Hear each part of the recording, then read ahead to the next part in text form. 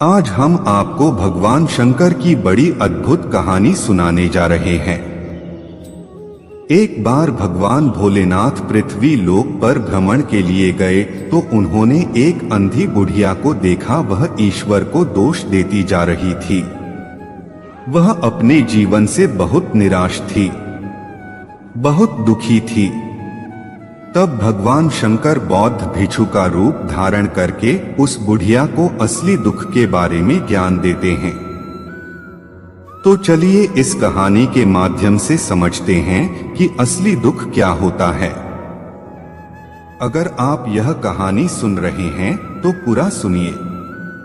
इस कथा को आधा अधूरा छोड़कर जाने की गलती मत करिएगा, क्योंकि इस पवित्र कथा को पूरा सुनने से मनचाहा फल की प्राप्ति होगी।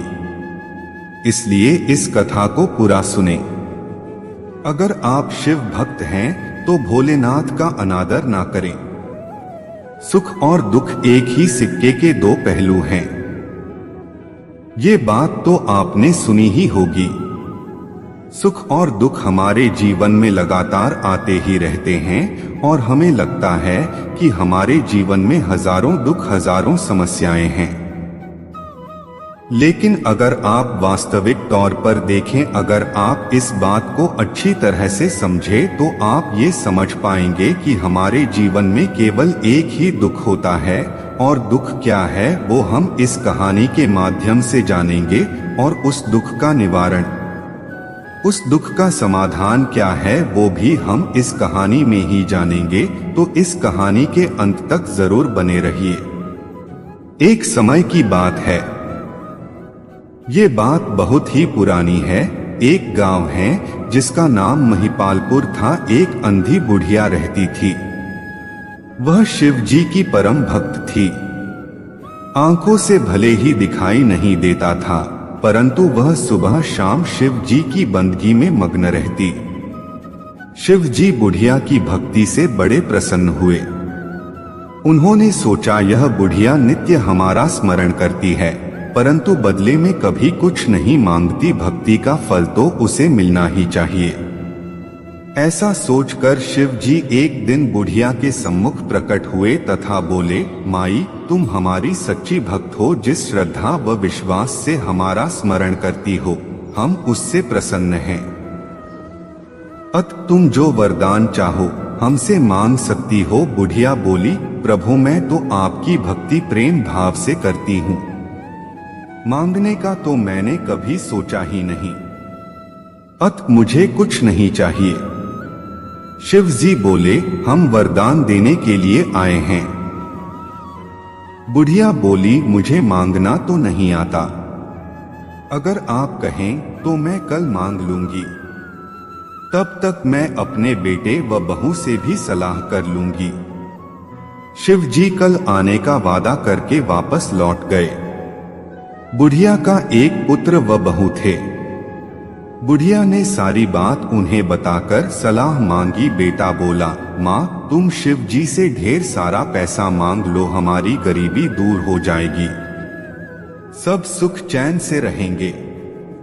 बुढ़िया की बहू बोली, नहीं, आप एक सुंदर पोते का वरदान मांगे।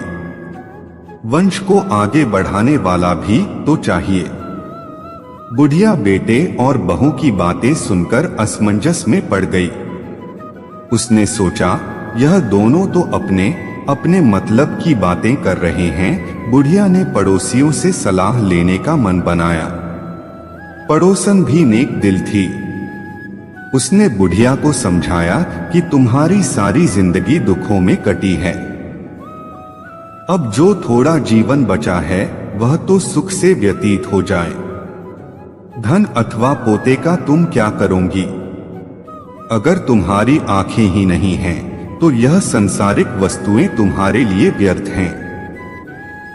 अत तुम अपने लिए दोनों आंखें मांग लो। बुढ़िया घर लौट आई। बुढ़िया और भी सोच में पड़ गई।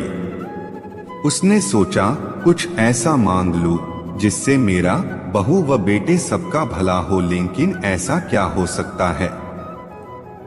बुढ़िया कभी कुछ मांगने का मन बनाती तो कभी कुछ, परंतु कुछ भी निर्धारित न कर सकी। दूसरे दिन शिव जी पुनः प्रकट हुए तथा बोले, आप जो भी मांगेंगे वह हमारी कृपा से हो जाएगा। यह हमारा वचन है। शिव जी के पावन वचन सुनकर बुढ़िया बोली, यदि आप मुझसे प्रसन्न हैं तो कृपया मुझे मन इच्छित वरदान दीजिए।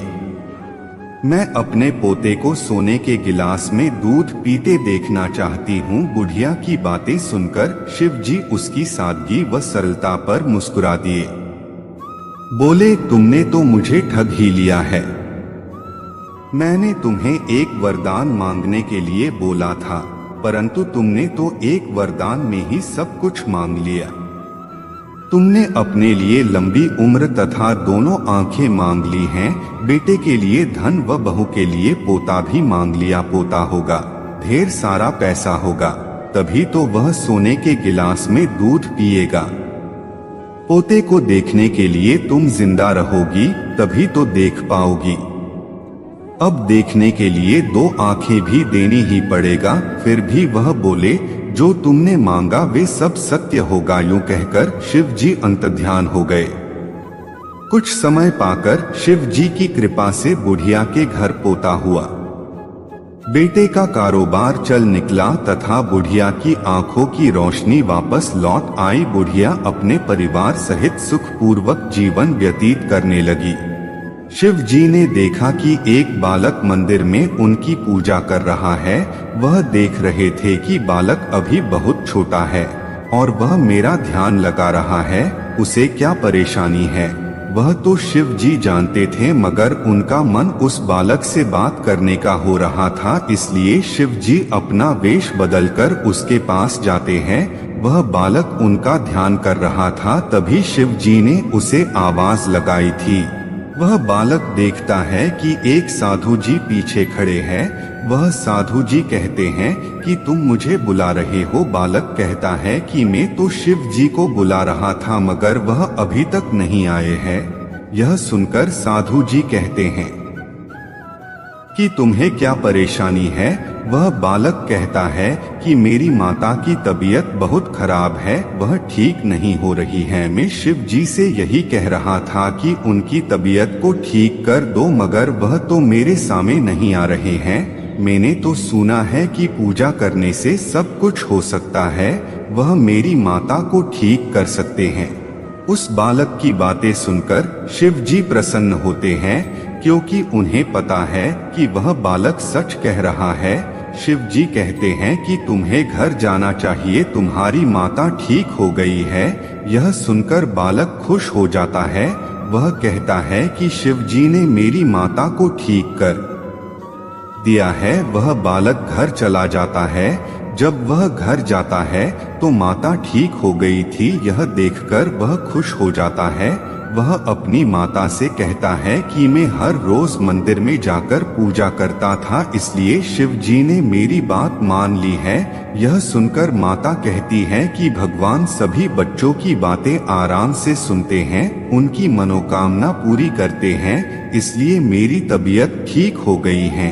वह लड़का कहता है कि अब से मैं हर रोज शिव जी की पूजा करता रहूंगा। यह सुनकर माता खुश हो जाती है। शिव जी भी उनकी बातें सुनते हैं, वह भी प्रसन्न हो जाते हैं। उसके बाद उस जगह से चले जाते हैं। यह शिव जी की कहानी हमें यही बताती है कि सच्चे मन से की गई पूजा सफल हो जाती है। उम्मीद है आप सभी को ये वीडियो अच्छी लगी होगी। अगर आप शिव के सच्चे भक्त हैं तो चैनल को सब्सक्राइब, वीडियो को लाइक करके कमेंट में हर हर महादेव लिख दीजिए।